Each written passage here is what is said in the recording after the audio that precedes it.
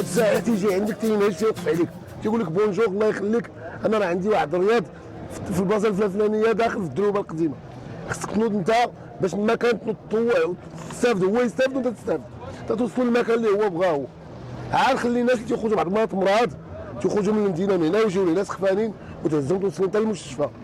كاين انا وقعت لي حاله هنا في هذا الموتور هذا، انا ولدت لي امراه هنا وقطعوا لي البط هنا وبا وامو باقيين حيين دروك كاينين موجودين، وخرجوا طلع على برا باش يهزوها الطاكسيات وما هزوهاش، ورجعوا يطلبوا لي واحد جوج الاخوان قالوا لي عطا الله لما وزيدها وصلتها للمامونيه، وهنا تزاد عندها الطفل هنا في هذا الشاري هذا.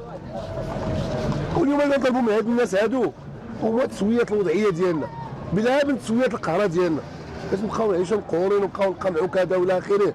اجي انت فين غادي هذوك الوريقات راهم منا حطنا الموتور هنا يجي الديبالاج يديه وطلق لي الحبه في الارض هنا. اشنو هو موقع هنا في هذه الارض هذه؟ انا راه واحد محسوب من رعايه ديال سيدنا ومن هذه الارض المغربيه وانا موجود هنا وانا تربيت في هذه الارض هذه واصلنا من هنا، وحنا بغينا ما بقيناش بغينا نبقاو نسمعوا بانه هز هذا دير ليه موتور وخليه يتجاجر في الارض. كاين دابا جوج ما تقليل لهم ماتروهم، واحد راه عاد جاب بلا ولده هنايا، ناض واحد الاخ عطاه واحد البركه باش يدمق السيمانه هو مرمي في دارو ما عندوش علاش يركب عنده هذاك بوحدو.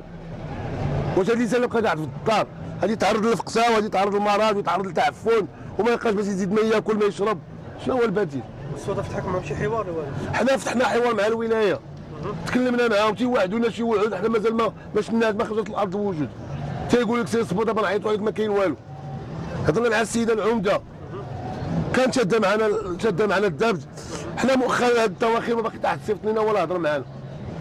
كتلقاو مضايقات من عند الامن؟ تلقاو مضايقات من عند الامن، وحنا راه بدنا نطالبوا بانه حنا هاد الناس هادو الله يرحمهم يدين يراعيونا موقفنا الاجتماعي وموقفنا الصحي، وراه حنا ذوي ارباب اسر ماشي فرد، كل واحد فينا هنا عنده 6 نفوس 5 4 وعنده مصاريف وكاين اللي عنده والديه مرض اللي عيانين ليه،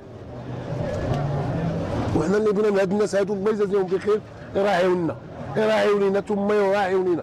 اما باقيش هاجي على داك الموتور هنا وتنزلني، انا راه مواطن كنقول انا بغلابي وعاش الملك ويا سيدنا راه مرارا وتكرارا في الخطابات ديالو ما تيناش بهاد الناس المستضعفين ذوي الاحتياجات الخاصه، وراه اي خطاب ديالو ما تيناش بهاد الناس وتيقول لهم خذوا بعين الاعتبار لهذه الحاله هذه وخذوهم ودمجوهم في المجتمع.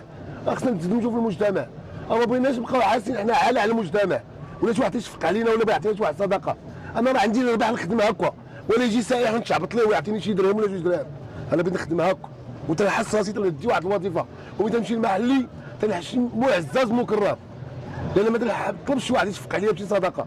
انا بغيت نخدم وبغيت نشتغل تيديموا الامانه امانته، بغيت نعطي دوري في المجتمع وبغيت نبين صوره في المجتمع نقيه وبنبين بان المعاق راه بخير وعلى خير وراه تيمارس العمل ديالو بحريه.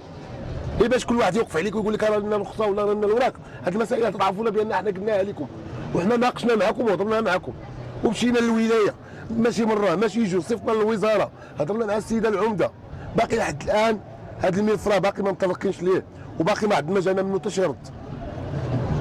والله ما كنطلبوش شي حاجه اللي هي بعيده، كنطلبوا تسويد لنا وضعيتنا وحتى حنا نشوف لنا واحد المكان يسيتي ليك فين نوقفوا ونعطيو نديروا واجباتنا، حنا ما نهربوش منهم. الا كان الواجب ديالنا نعطيوه حتى حناه، غير حنا نشتغلوا بينا نخدموا ما بيناش نتهمشوا لا للتهميش ولا للاقصاء. وعاش سيدنا.